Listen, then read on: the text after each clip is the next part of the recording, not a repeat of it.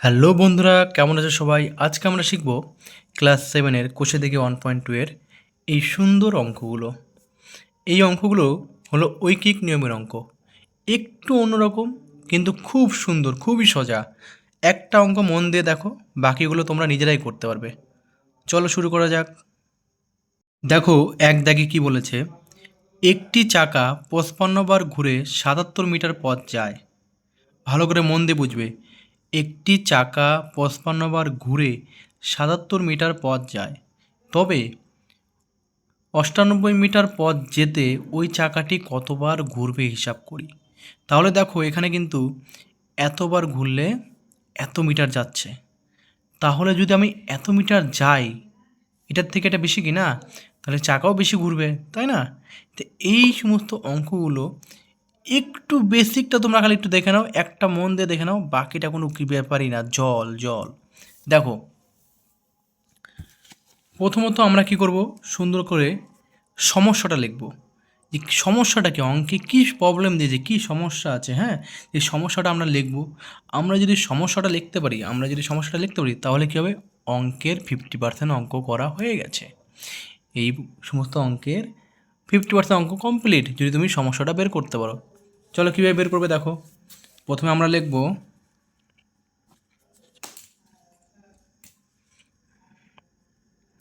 যে গণিতের গণিতের ভাষায়, এক মিনিট, হ্যাঁ, গণিতের ভাষায় সমস্যাটি হলো, এই লাইনটা লিখতে হবে কিন্তু তোমাদের, হ্যাঁ, এই লাইনটা লিখবে। লেখার পর নিচে সমস্যাটা আমরা তৈরি করব। কি তৈরি করবে? একটা টেবিল তৈরি করতে লাগবে। একটা কি করতে হবে? টেবিল তৈরি করতে লাগবে। গুড। দেখো, আমরা আগে টেবিলটা তৈরি করব। টেবিলে কী কী ছিল? দূরত্ব বা মিটার, মিটার। আর এর থেকে কী ছিল? চাকা ঘুরবে, চাকা ঘুরবে বা বার। এবার দেখো,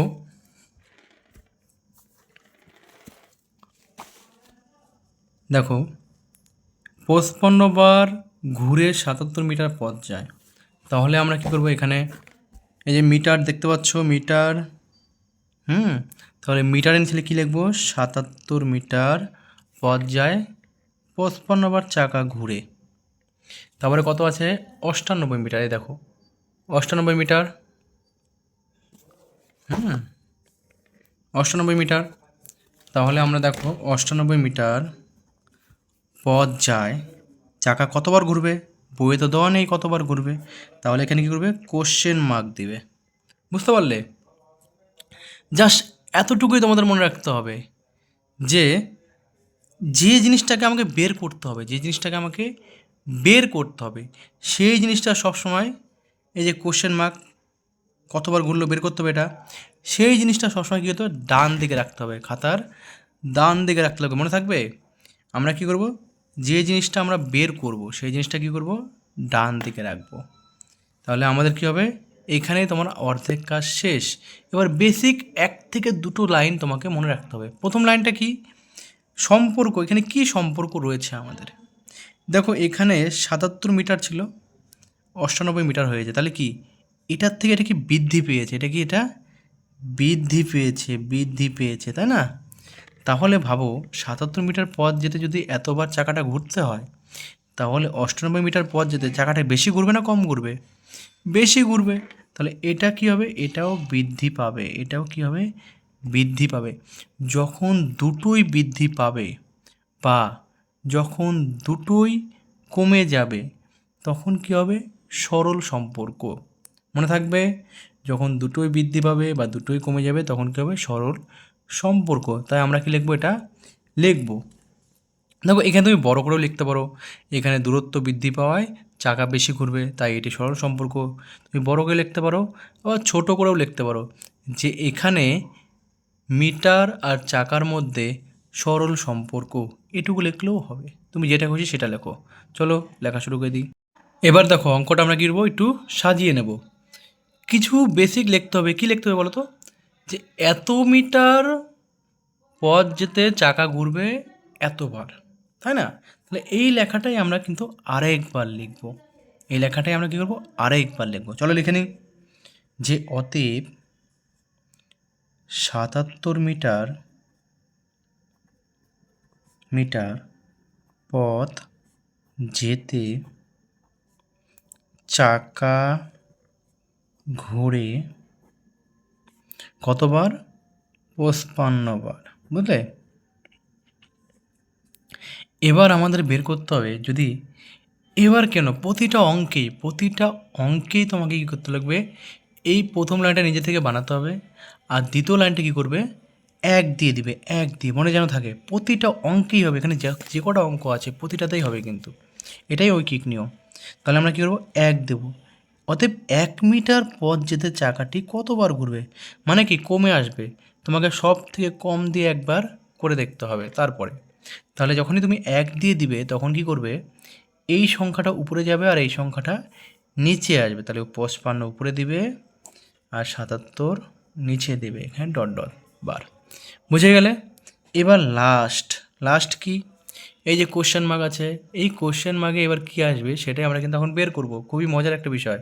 এবার দেখো এখানে এই সোজাসুজি কী রয়েছে, 98 রয়েছে। এখন আমরা লিখব অতএব 98 মিটার পথ যেতে চাকাটি ঘুরবে। এবার আরেকটা জিনিস মনে রাখতে হবে, কী বলো তো, যে আমরা কিন্তু এখানে দুটোই বৃদ্ধি পেয়েছে, মানে বেশি বেশি যখন হবে তখন কী হবে, গুণন। তখন কী হবে, গুণন। তাহলে কী করবো আমরা এখানে, এই যে 55 গুণন কত মিটার, 98, এই যে 98, তাই না?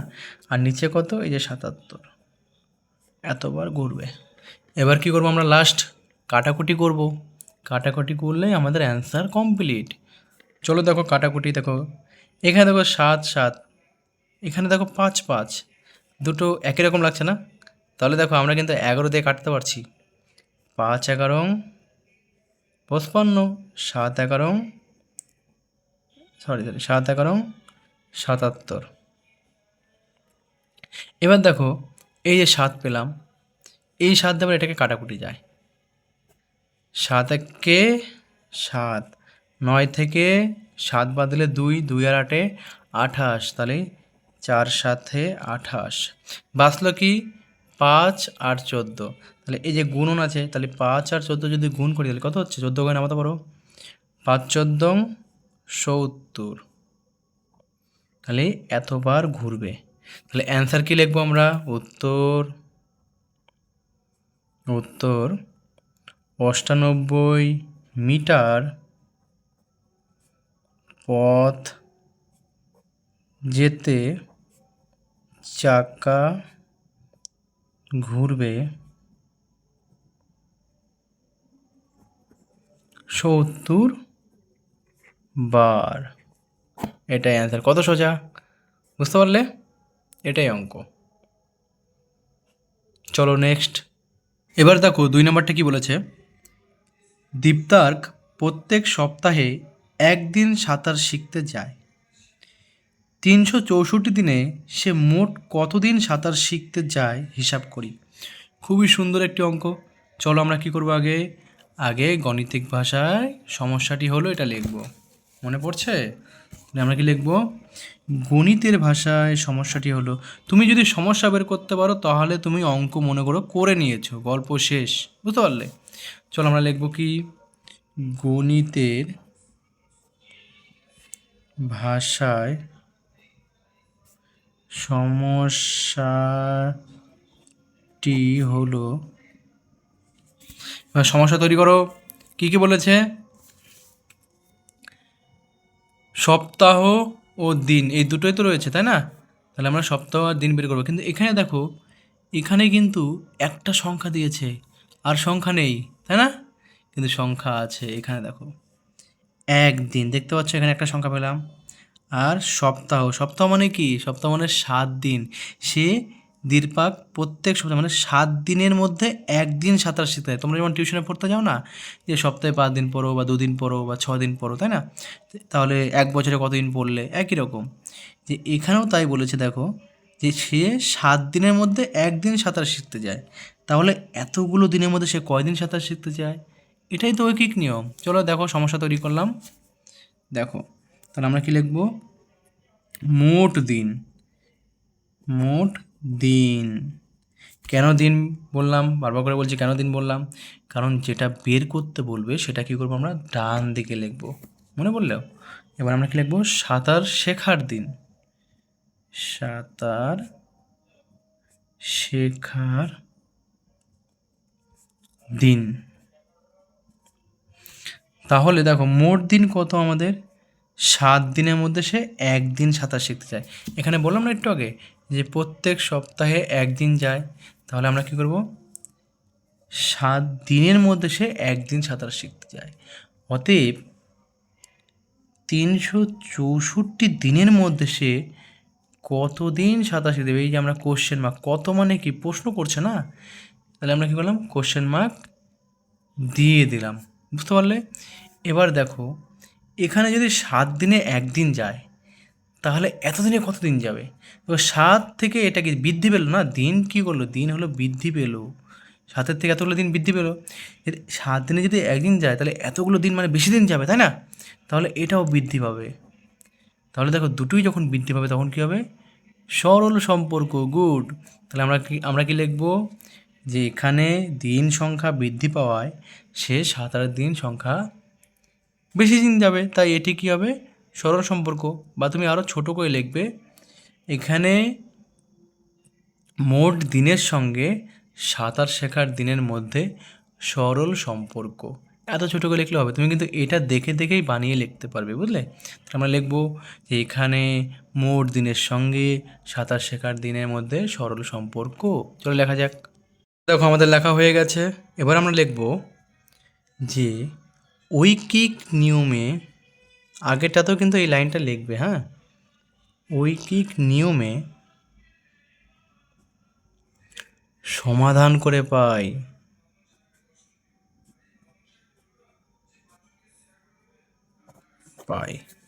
তাহলে কি সমাধান করে পাই? আমরা কিন্তু এখানে এটা দেখে দেখেই বানাবো, কিন্তু এটা দেখে দেখেই বানাবো, হ্যাঁ। আমরা লিখব 7 দিনে একদিন সাঁতার শিখতে যায়, বা 7 দিনে সাঁতার শিখতে যায় একদিন। আমরা এইভাবে লিখব, হ্যাঁ, যে 7 দিনের মধ্যে সাঁতার শিখতে যায় একদিন। অতএব কি বলেছিলাম, সব থেকে ছোটো মানে কি, এক দিয়ে দিবে তুমি প্রথমে, হ্যাঁ। অতএব একদিনের মধ্যে সাঁতার শিখতে যায়, তাহলে কী করবো? 1 উপরে 7 নিচে। অতএব টোটাল কত? এবার টোটালটা লিখবো, টোটালটা লিখলে আমাদের এটা বেরিয়ে আসবে। 364 দিনের মধ্যে সাঁতার শিখতে যায়। কী বলেছিলাম, যখন দুটোই বেশি হবে তাহলে কী হবে? গুণন হবে। তাহলে কী করবো আমরা? 1 গুণন 364/7 ডট ডট। এবার দেখো কাটাকুটি যায়, তুমি কাটাকুটি করতে পারো বা ভাগও করতে, তুমি যদি কাটাকুটি না করতে পারো তাহলে তুমি করো ভাগ করে দিবে। দেখো আমি কাটাকুটি করে দেখাচ্ছি তোমাদেরকে। 7 দিয়ে এটাকে কাটবো, 5 7, প্রথমে এটাকে দেখো 7 একটা সংখ্যা না, একটা সংখ্যা, আমরা প্রথমে একটা সংখ্যার মধ্যে দেখবো। যদি দেখছি যে 7 বড় না 3 বড়, 7 বড়, তাহলে 3-এর মধ্যে ভাগ যায় না, তাহলে কী করো? 3টাকে বড় করলাম, 36। এবার 7 দেখো ছোটো হয়ে গেল, তাহলে 5 7 35। 36 থেকে 35 বাদ দিলে 1, 1 আর 4 কত হয়? 14। তাহলে 7 দুগুণ 14, 52। আর 1-এর সঙ্গে গুণ করলে যেটা সেটাই হয়, তাহলে অ্যান্সার কী হবে? 52 দিন। এবার উত্তরটা কী লিখব? অতএব 364 দিনের সে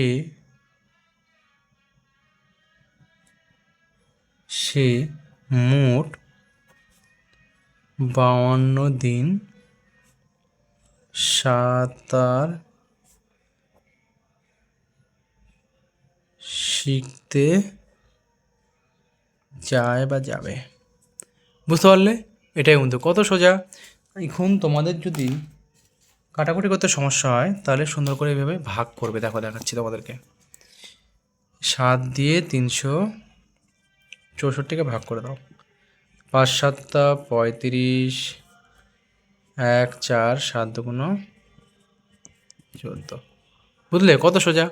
চলো নেক্সট। দেখো 3 দাগের অঙ্কগুলো কি বলেছে। কবিতার 120টি কাগজে প্রয়োজন। দেখো ভালো করে শুনবা। কবিতার 120টি কাগজের প্রয়োজন। প্রত্যেক দিস্তায় 24টি কাগজ আছে। কবিতা কত দিস্তা কাগজ কিনবে হিসাব করি। এবার বিষয়টা তোমাকে বুঝাই। মনে করো এটা একটা দিস্তা কি না, এটা একটা দিস্তা, হ্যাঁ, দিস্তা খাতা। তাহলে এই দিস্তা খাতায় টোটাল 24টা করে পৃষ্ঠা আছে একটা করে দিস্তা খাতায়। এখন বলেছে তার কাছে এতগুলো কাগজের প্রয়োজন। তাহলে এতগুলো কাগজে কতগুলো দিস্তা হবে? প্রত্যেক দিস্তায় যদি মানে প্রতিটা দিস্তায় যদি 24 টাকা থাকে তাহলে কতগুলো দিস্তা তৈরি হবে? এটাই তো বের করতে হবে। তাহলে সমস্যাটা আমরা বের করব। তাহলে সমস্যা কী করলে লিখবো? একদিকে কাগজ, একদিকে দিস্তা। চলো লেখা যাক। গণিতের ভাষায় সমস্যাটি হলো,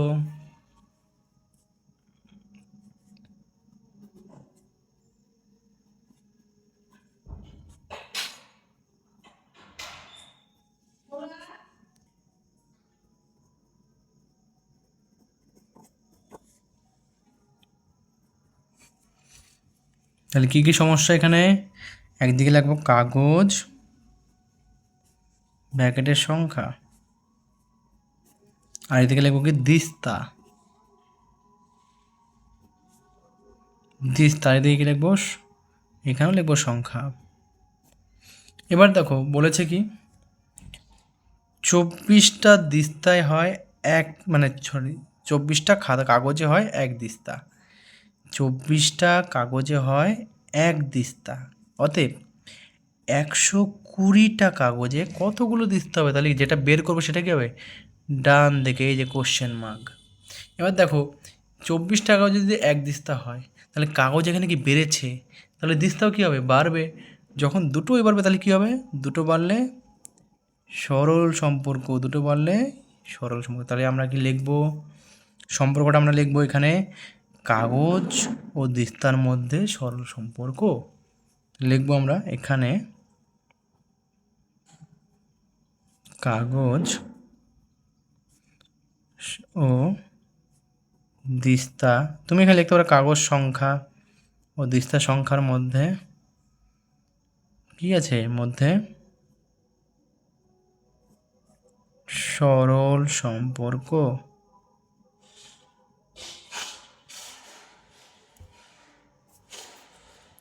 এবার সুন্দর করে আমরা কী করবো? এটাকে লিখব যে ঐকিক নিয়মে সমাধান করে পাই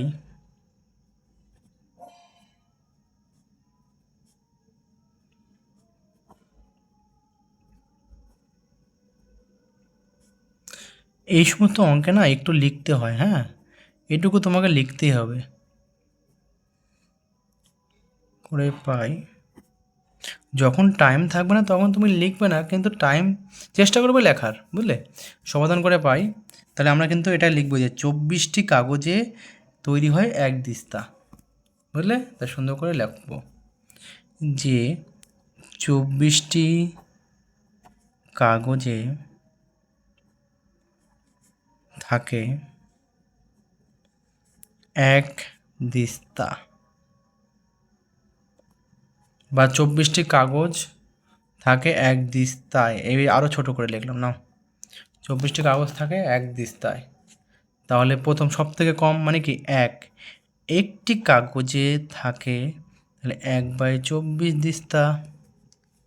এবার টোটাল কত? 120টি। অতএব 120টি কাগজ থাকে।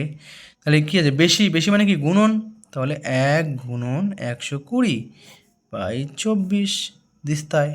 এবার কাটাকুটি করে দাও। দেখো এখানেও জোড় সংখ্যা, এখানেও জোড় সংখ্যা, তাহলে কী হবে? কাটাকুটি যাবে। তাহলে দেখো আমরা যদি 12 দিয়ে কাটি 12×24, 12×1=12, এই শূন্য কেটে এখানে বসিয়ে দিলাম। এবার দেখো আবার কাটাকুটি যায় 2 দিয়ে, 5×10, 5 বার হলো, 5×1=5, অতএব কী হচ্ছে 5 দিস্তা। তাহলে আমরা কি লিখবো উত্তরটা? উত্তর কবিতা 5 দিস্তা কাগজ কিনলো।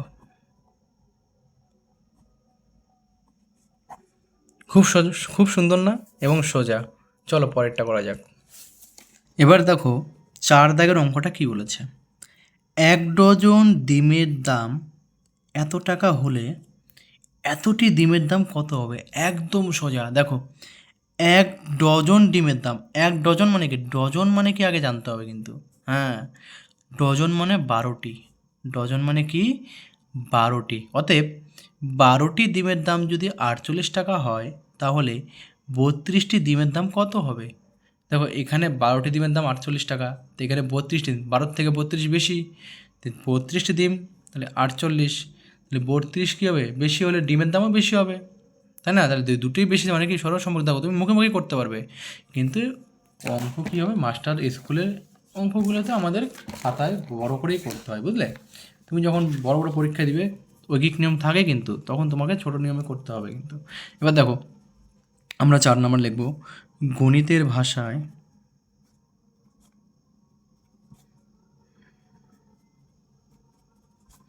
সমস্যাটি হলো, তাহলে কী কী লিখবো আমরা এখানে? একদিকে লিখব ডিমের সংখ্যা,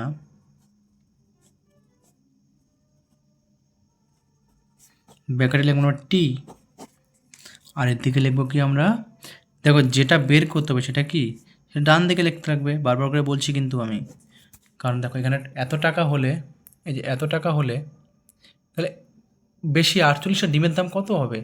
তাহলে এখানে কোশ্চেন মার্ক আসছে না, আমাকে দামটা বের করতে বলেছে, তাহলে আমরা লিখবো, সাজিয়ে লিখবো 1 ডজন মানে 12টি, 12টি ডিমের দাম কত হলো আমার 48 টাকা। এবার 32টি ডিমের দাম কত? এখানে ডিম বৃদ্ধি পেয়েছে, তার মানে টাকাও কী হবে, বৃদ্ধি পাবে। তাহলে দুটোই যখন বৃদ্ধি পাবে তাহলে কী হবে, সরল সম্পর্ক। তাহলে আমরা লিখবো এখানে ডিম সংখ্যা ও দামের মধ্যে এটি সরল সম্পর্ক। চলো লেখা যাক সরল সম্পর্ক। দেখো আমি লিখে নিয়েছি। এবার আমরা কি লিখব, ঐকিক নিয়মে সমাধান করে পাই, এই লাইনটা আমরা এখন লিখবো সুন্দর করে, যে ঐকিক নিয়মে সমাধান করে পাই, তাহলে আমরা কি লিখব, এখানেই কিন্তু উত্তর আছে 12টি, আমরা লিখবো কি 12টি ডিমের দাম 48 টাকা, অর্থাৎ একটি ডিমের দাম কত, 32টি ডিমের দাম কত, একদম সোজা। লেখা কি লিখবো, 12টি ডিমের দাম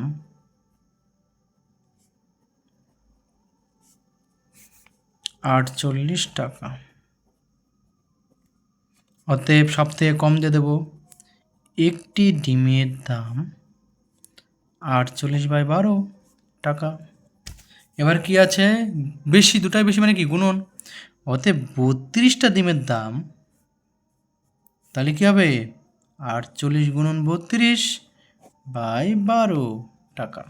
এবার সুন্দর করে আমরা কী করবো, কাটাকুটি করবো। চলো কাটাকুটি করা যাক। 12 দিয়ে কাটাকুটি যাচ্ছে কিন্তু, দেখো 12কে 12, 12 24, 3 বারং 36, 4 বারং 48, আমার মিলে যাচ্ছে কিন্তু, কত মিলছে 4 বারং 48, নিচে আর কিছু নেই, 4 আর 32 বেঁচে গেল, তাহলে এই দুটো কী করবো, গুণ করে দেবো। 4 আর 32 গুণ করলে কত হয়, 4 গুণন 32 সমান কত, 4 দুগুণ বা 2 দুগুণা কত হয় 4, 3 3 4 12 টাকা। এবার দেখো উত্তরটা বেরিয়ে গেছে, আমরা উত্তরটা সুন্দর করে লিখব, উত্তর 32টি ডিমের দাম 128 টাকা। কত সোজা অঙ্ক। চলো নেক্সট। এবার দেখো আজকের মতো এই পর্যন্ত করব, 5 দাগের পর্যন্ত করব, বাকিটা অন্য দিন করব। হ্যাঁ, তাহলে দেখো এখানে কি বলছে, 5 দাগে প্রতিদিন 5 ঘন্টা কাজ করলে 30 দিনে একটি কাজ শেষ করা যায়। পড়াটা এরা ভালো করে পড়বে আর বুঝবে, বুঝলে। প্রতিদিন 5 ঘন্টা করে কাজ করলে 30 দিনে কাজটি শেষ হয়ে যায়। প্রতিদিন যদি আমি 6 ঘন্টা করে কাজ করি, তাহলে সেই কাজটা কি হবে, কত দিনে শেষ হবে। তাহলে ভালো করে বুঝো এখানে যে আমি যদি 5 ঘন্টা করে কাজ করে একটা কাজ শেষ করি 30 দিনে। মনে করো আমি একটা বাড়ি বানাচ্ছি। 1 মিনিট। আমি একটা কী করছি, বাড়ি বানাচ্ছি। আমি একটা বাড়ি বানাচ্ছি। আমি 5 ঘন্টা করে প্রতিদিন কাজ করে এই বাড়িটা বানালাম। 30টা দিন টাইম লাগলো। কত দিন লাগলো? 30 দিন। আমি যদি 5 ঘন্টার জায়গায় 6 ঘন্টা করে কাজ করি, তাহলে 5 ঘন্টা বেশি না 6 ঘন্টা বেশি, আমি 6 ঘন্টা বেশি কাজ করলাম না। তাহলে বেশি কাজ করলে আমার সময় কম লাগবে তো বাড়িটা বানাতে, তাই না? তাহলে কী হবে, আমার দিন কম লাগবে। বুঝতে পারলে? যেমন দেখো না, কত দিন তোমাদের বাড়িতে কারোর বাড়িতে মিস্ত্রি যদি কাজ করে থাকে, হ্যাঁ, বাড়ি হচ্ছে কারোর, দেখবে যে একদিন কম মিস্ত্রি দিয়ে দেয়, একদিন বেশি মিস্ত্রি দিয়ে দেয়, যাতে কাজটা তাড়াতাড়ি হয়, তাই না? তাহলে আমরা কিনবো 6 ঘন্টা করে কাজ, যেমন ঠিকার কাজে বেশিরভাগ হয়, ঠিকা কাজ। চলো আমরা অঙ্কটা করি।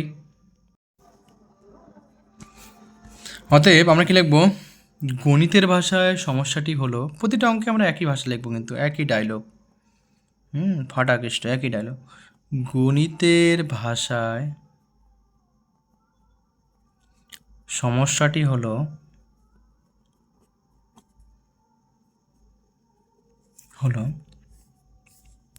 তাহলে এখানে কী লিখবো আমরা, কাজ বা সময়, আমরা কি লিখবো এখানে, সময় লিখে দিই। হ্যাঁ, যে কাজের সময়,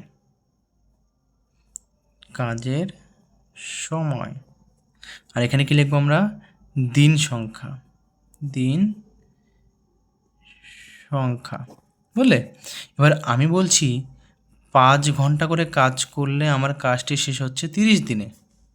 এখানে আমি যদি 6 ঘন্টা কাজ করি, মানে কি কাজটা বেশি সময় ধরে করছি, তাই না? 6 ঘন্টা, 5-এর জায়গায় 6, 1 ঘন্টা বেশি কাজ করব আমি। 6 ঘন্টা যদি কাজ করি তো কী হবে, দিন বাড়বে না কমবে? দিন কমবে তো, আমি কাজটা বেশি সময় ধরে করছি না, তাহলে কী হবে, দিন কমবে, কোশ্চেন মার্ক। আমাকে কী বের করতে হবে, দিন বের করতে হবে। তাহলে কী হবে, আমি কি বলেছিলাম যে একটা বাড়লে একটা কমলে ব্যস্ত সম্পর্ক, এবং একটা বাড়লে পরেরটাও যদি বাড়ে তাহলে কী হবে, সরল সম্পর্ক। যদি এটাও কমলো তাহলে কী হবে, সরল সম্পর্ক। কিন্তু যখনই একটা বাড়বে একটা কমবে তখন কী হবে, ব্যস্ত সম্পর্ক। তাহলে আমরা এখানে কী লিখব, যে কাজের সময় বৃদ্ধি পাওয়ায় দিন সংখ্যা কমবে, তাই এটি হলো একটি ব্যস্ত সম্পর্ক। বুঝতে পারলে? বা তুমি ছোটো করেও লিখতে পারো, এখানে এখানে কাজের সময় ও দিনের মধ্যে ব্যস্ত সম্পর্ক। বুঝলে? চলো আমি লিখে দিচ্ছি, কাজের সময় সঙ্গে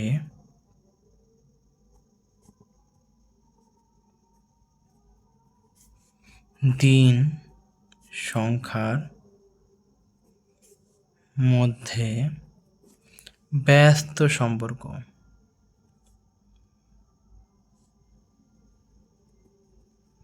তাহলে ব্যস্ত সম্পর্ক চলে আসলো। এবার আমরা কি লিখব, ঐকিক নিয়মে সমাধান করে পাই,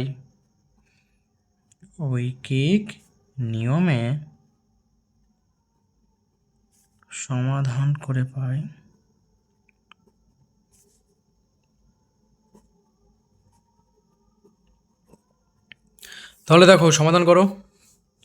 এখানে লিখবো আমরা 5 ঘন্টা করে কাজ করলে কাজটি শেষ হয় 30 দিনে। আমরা এটা দেখে দেখে কিন্তু অঙ্কটা করবো, তাই না? তাহলে আমরা লিখব 5 ঘন্টা করে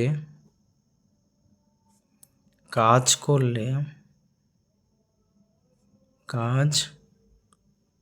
করলে শেষ হয়, কাজটি শেষ হয় 30 দিনে। অতএব 1 ঘন্টা করে কাজ করলে কাজটি শেষ হয় 30-এর 5 দিন। আমরা এইভাবে কিন্তু লিখছি, হ্যাঁ। এবার এতক্ষণ ধরে আমি কিন্তু তোমাদের পাশাপাশি গুণ করছিলাম, সেবার বেশি ছিল বলে তাই, এবার কম, তাহলে কি আমরা সাইডে গুণ করব, বুঝতে পারলে? অতএব 6 ঘন্টা করে যদি আমি কাজ করি তাহলে কাজটি শেষ হবে কত দিনে? 30/5 এইভাবে লিখবে। পাশে কি করবে?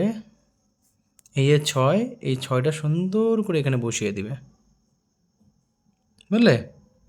দেখো, এই নিয়মটা কিন্তু আমরা কিন্তু এতক্ষণ ধরে সরল অঙ্কে করছিলাম। তুমি কিন্তু ব্যস্তে, এটা সরল অঙ্ক ছিল, এটা কি ব্যস্ত সম্পর্ক? ব্যস্ত সম্পর্কে কিন্তু আমরা এইভাবে করতে পারবো না। আমি এই জন্য করে দেখালাম তোমাদেরকে, এইভাবে কিন্তু আমরা করতে পারবো না। তাহলে কী করবো আমরা?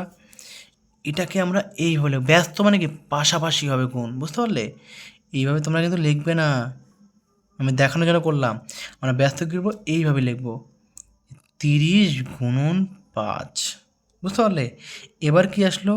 6 ঘন্টা কাজ করে পাই, তাহলে আবার লিখবো 30x5 দিন দিন বাই 6।